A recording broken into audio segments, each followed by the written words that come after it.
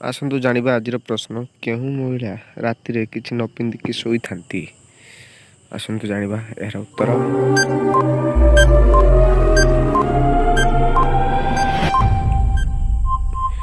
ଉତ୍ତରଟି ହେଉଛି ଯେଉଁ ମହିଳା ଦୁଇଥର କରିବା ପାଇଁ ଚାହିଁଥାଏ। ଆସନ୍ତୁ ପରବର୍ତ୍ତୀ ପ୍ରଶ୍ନ, ଝିଅ ପ୍ରଥମ ଥର କିପରି ପୁରାଇବା ପାଇଁ ପସନ୍ଦ କରିଥାଏ? ଝିଅ ପ୍ରଥମ ଥର କିପରି ପୁରାଇବା ପାଇଁ ପସନ୍ଦ କରିଥାଏ? ଆସନ୍ତୁ ଜାଣିବା ଏହାର ଉତ୍ତର।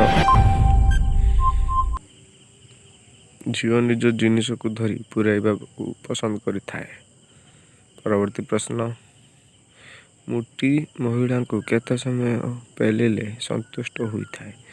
ମୋଟି ମହିଳାକୁ କେତେ ସମୟ ପେଲିଲେ ସନ୍ତୁଷ୍ଟ ହୋଇଥାଏ?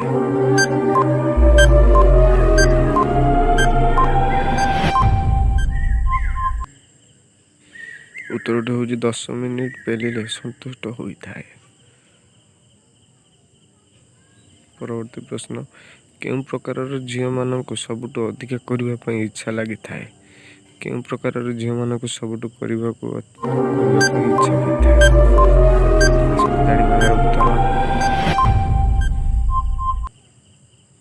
ପତଳି ଓ ଶ୍ୟାମଳୀ ଝିଅମାନଙ୍କର ଅଧିକ ଇଚ୍ଛା ଲାଗିଥାଏ। ମହିଳାମାନଙ୍କୁ ସବୁଠୁ ଅଧିକ କେଉଁ ପୋଜିସନରେ କରିବାକୁ ଭଲ ଲାଗେ? ମହିଳାମାନଙ୍କୁ ସବୁଠୁ ଅଧିକ କେଉଁ ପୋଜିସନରେ କରିବାକୁ ଭଲ ଲାଗେ?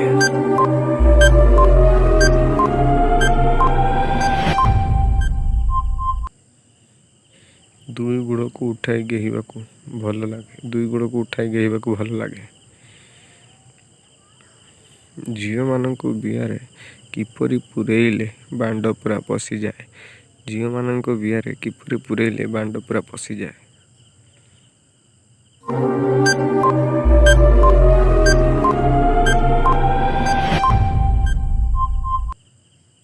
ଉତ୍ତର, ଗୁଡ଼କୁ ଟେକି ବିଆରେ ତେଲ ଲଗାଇ ପୂରାଇଲେ।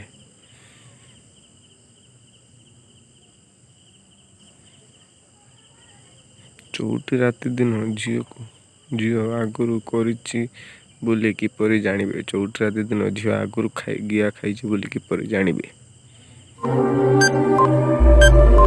ଆସନ୍ତୁ ଜାଣିବା ଏହାର ଉତ୍ତର। ଝିଅ ଦୁଧ ଓ ବିଆକୁ ଦେଖି ଜାଣିବେ। ଝିଅ ଦୁଧ ଓ ବିଆକୁ ଦେଖି ଜାଣିବେ। ସକାଳୁ ସକାଳୁ ଝିଅମାନଙ୍କୁ ସମ୍ଭୋଗ କଲେ କ'ଣ ଫାଇଦା ହୋଇଥାଏ? ସକାଳୁ ସକାଳୁ ଝିଅମାନଙ୍କୁ ସମ୍ଭୋଗ କଲେ କ'ଣ ଫାଇଦା ହୋଇଥାଏ? ଆସନ୍ତୁ ଜାଣିବା ଏହାର ଉତ୍ତର। ଉତ୍ତରଟି ହେଉଛି ଝିଅମାନେ ଜଲ୍ଦି ଗର୍ଭବତୀ ହୋଇଥାନ୍ତି। ଝିଅମାନେ ଜଲ୍ଦି ଗର୍ଭବତୀ ହୋଇଥାନ୍ତି।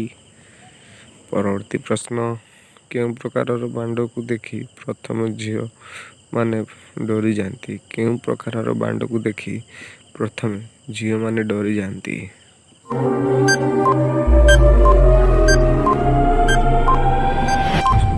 ଉତ୍ତର,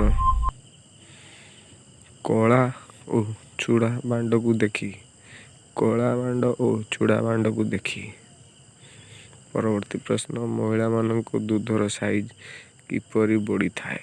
ମହିଳାମାନଙ୍କର ଦୁଧର ସାଇଜ କିପରି ବଢ଼ିଥାଏ? ଜାଣିବା ଏହାର ଉତ୍ତର।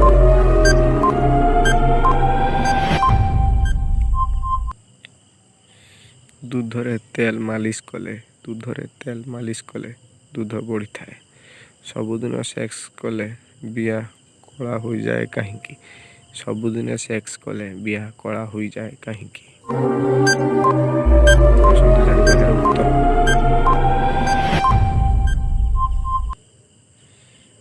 ବିଆକୁ ବାଣ୍ଡ ରଗୁଡ଼ୁଥିବା ଯୋଗୁଁ। ଦୟାକରି ଚ୍ୟାନେଲଟିକୁ ସବସ୍କ୍ରାଇବ୍ କରନ୍ତୁ।